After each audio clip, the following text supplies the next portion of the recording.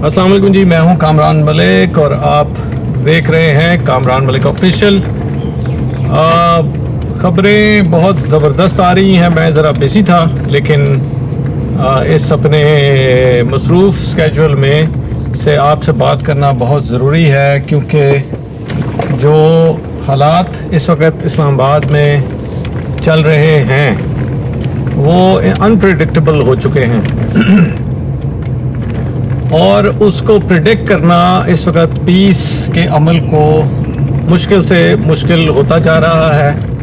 एक खबर या अंदाज़ा ये है, अंदाज़ा ही कह सकते हैं, क्योंकि इस वक्त ये बातें इंटरनेशनल सूरत हाल में इनको समझना इतना आसान नहीं है। जो कल खबर थी वो अगले दिन नहीं है, और जो 1 घंटा पहले थी वो 1 घंटा बाद जो है वो खबर रेलेवेंट नहीं रह रही। तो प्रेसिडेंट ट्रंप ने कहा जी कि जेडी वैंस ने जाना है, फिर खबर आई कि जेडी वैंस ने नहीं जाना है। खबरें आई कि जी कुशनर ने और विटकॉफ ने आना है, और फिर खबर आई नहीं, जेडी वैंस ने भी आना है। तो ये अजीबो गरीब किस्म की जो मुतज़ाद खबरें हैं वो सामने आ रही हैं, और इनको ये समझना कि ईरानी आ रहे हैं कि नहीं आ रहे, ठीक है जी, ये भी बड़ा मुश्किल हो चुका है। लेकिन जैसे जैसे इसरार किया जा रहा है कि आप आएँ, वो उतना ही ईरानी जो है वो उसको प्ले कर रहे हैं। बड़ा वैसे तो वो पॉलिटिकली प्ले कर रहे हैं, लेकिन कभी कभी पॉलिटिकली प्ले करते करते जो है वो नुकसान हो जाता है। और मैं समझता हूँ कि ईरान और अमेरिका दोनों जो हैं वो इस वक्त अपने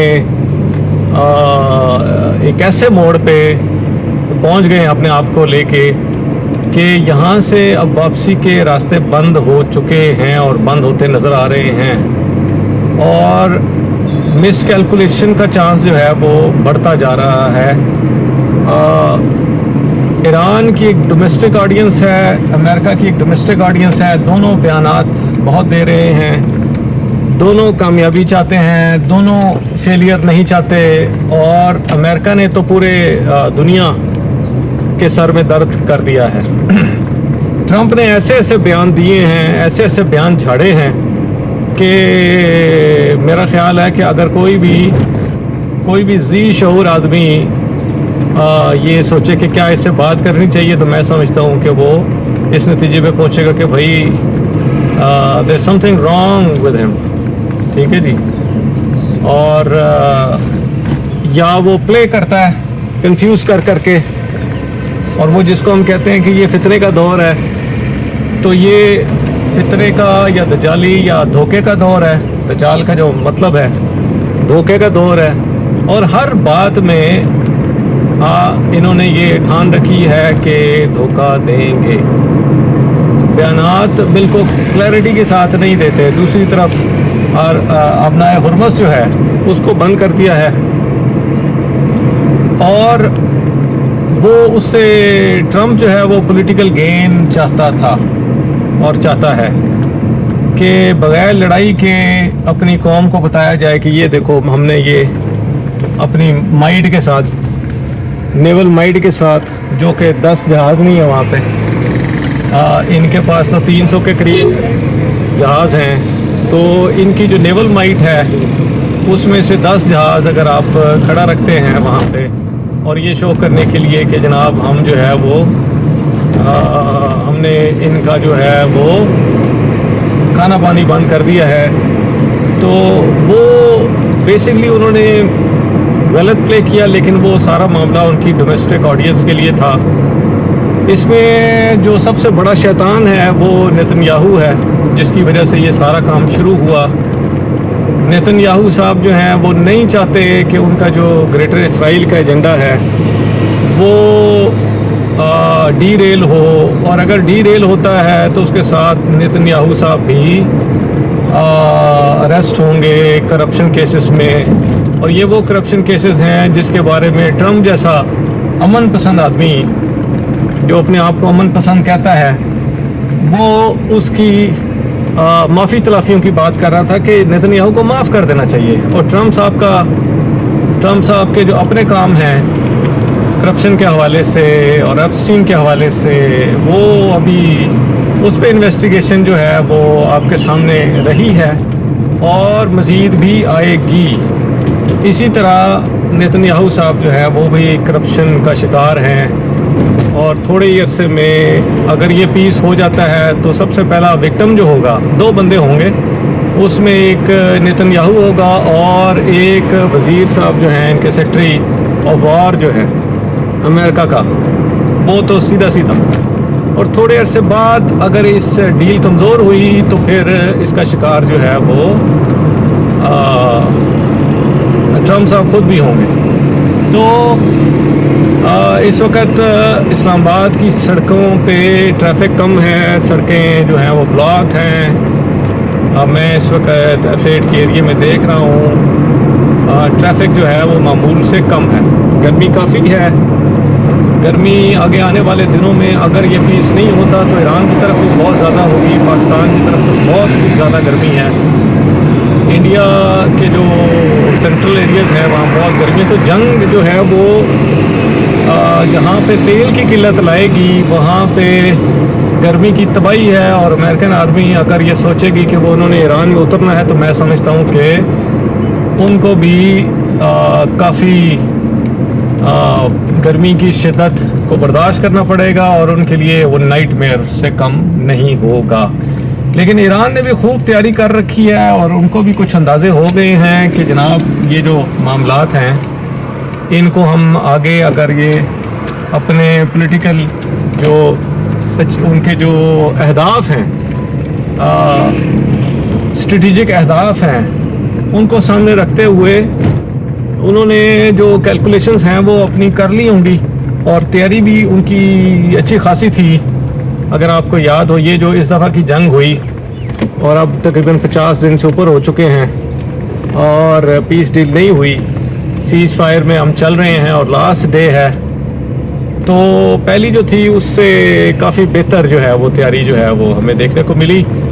اب میرا خیال ہے کہ یہ تیاری اور بہتر آپ کو آنے والے دنوں میں نظر آئے گی اگر یہ غلطی کرتے ہیں دونوں سائڈز. اور امریکہ کو بھی کافی نقصان ہوگا کیونکہ امریکہ بھی لاجسٹک پوائنٹ آف ویو سے, ملٹری پوائنٹ آف ویو سے اس جنگ کو لمبے عرصے تک نہیں کھینچ سکتا.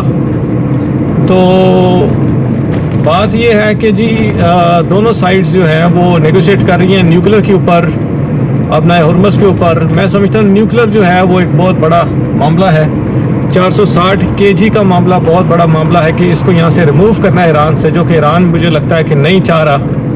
اور جو کیپ ہے کہ کتنے سال کے لیے وہ انرچ نہیں کر سکتا, شاید اس پہ وہ بات مان لے. امریکن لائف ٹائم چاہ رہا تھا, پھر 20 سال کی بات ہوئی, پھر 5 سال کی بات ہوئی. تو یہ سارا جو عمل ہے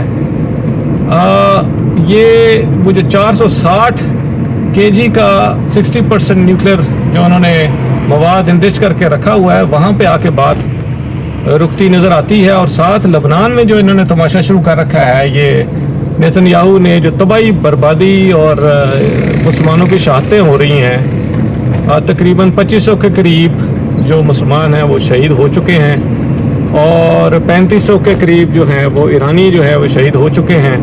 اس کے علاوہ انگنت تباہی اور بربادی ہے کی داستان. اور میں آپ کو یاد کراؤں کہ یہ جو نیتنیاہو ہے یعنی اسرائیل جو ہے اس کو مسلمانوں کے لیے روکنا ناممکن ہوا ہے.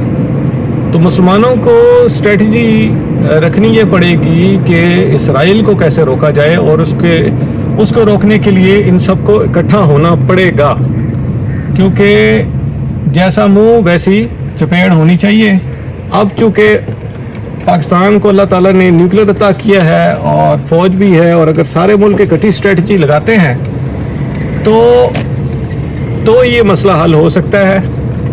ہم اور آپ دنیا میں کہیں بھی ہیں جنگ نہیں چاہتے، لیکن جو تباہی 1967 1970 عرب وار کی بات میں کر رہا ہوں، 1973 ایجپٹ، 1983 کی جنگ جو ہے لبنان کی، اس کے بعد عراق کے اندر جو تباہی، سیریا کے تباہی، یہ ساری تباہی اس لیے ہے کہ ہم لوگ جو ہے ان کو جو ہے وہ لیوریج بہت دیتے ہیں. تو اگر ہم اکٹھے ہو کے یونٹی کے ساتھ اپنی جو ہے اپنے رب کریم پہ یقین کر کے اپنے اہداف کو یونٹی کے ساتھ طے کر کے ہم معاملات کو آگے بڑھائیں تو میں سمجھتا ہوں کہ شاید دیر پا پیس ہو سکے. تو امید کی جاتی ہے جی، امید پہ دنیا قائم ہے. آپ بھی دعا کریں اور ہم بھی دعا گو ہیں کہ یہ جو پیس ہے یہ ضرور ہوگا اور ہوپ فلی بہت جلد ہوگا.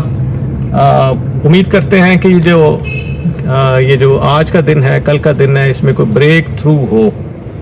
تو اس امید کے ساتھ کہ امن کی ہمیں خبر سننے کو ملے گی، میں سمجھتا ہوں کہ جی یہ بہت ضروری ہے کہ ہم امن کی بات کریں اور اس کی خواہش کریں، اور یہ دونوں ممالک کے لیے بھی ضروری ہے. تو اس کے ساتھ ہی میں آپ سے اجازت چاہتا ہوں. ایک اور نئے وی لاگ کے ساتھ ہم ملیں گے. السلام علیکم.